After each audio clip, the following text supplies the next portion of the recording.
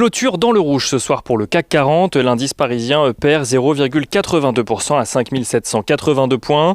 Les investisseurs qui ont pu prendre connaissance des chiffres de l'emploi aux États-Unis qui montrent une amélioration plus forte que prévue au mois de février.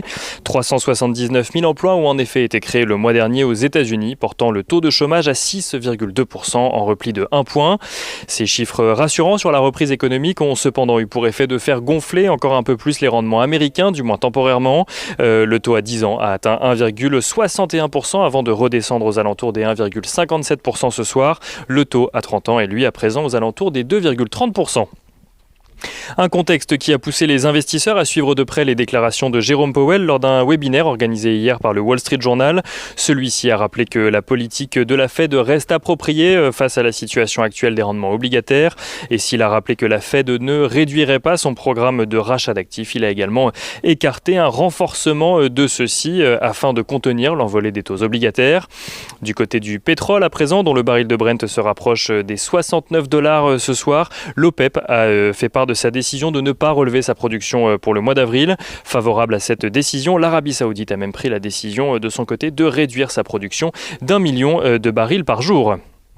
Du côté des statistiques à présent, le déficit de la balance commerciale de la France atteint 3,9 milliards d'euros en janvier, soit légèrement plus que les 3,6 milliards d'euros au mois de décembre. Une progression du déficit qui s'explique par une progression plus forte des importations que des exportations. Et aux États-Unis, le déficit commercial continue à se creuser également. Celui-ci passe de 67 milliards de dollars en décembre à 68,2 milliards de dollars en janvier. Un recul un peu plus important que ce qu'en attendaient les analystes. Du côté des valeurs à présent, Dassault Aviation annonce tout d'abord des résultats en recul pour l'année 2020 avec un résultat net consolidé de 303 millions d'euros contre 713 millions d'euros en 2019. En ce qui concerne 2021, le groupe prévoit une hausse de son chiffre d'affaires avec notamment la livraison prévue de 25 avions Rafale ainsi que 25 avions Falcon à l'export.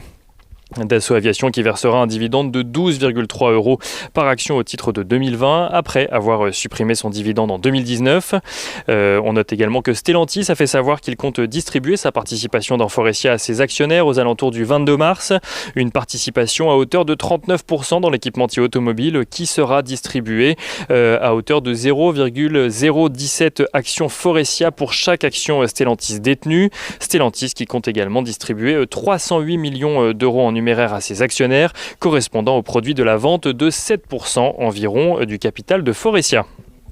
CGG prévoit de son côté une reprise de la croissance de son chiffre d'affaires en 2021. Après avoir affiché une perte nette de 438 millions de dollars l'année dernière, le groupe anticipe également un flux de trésorerie positif cette année.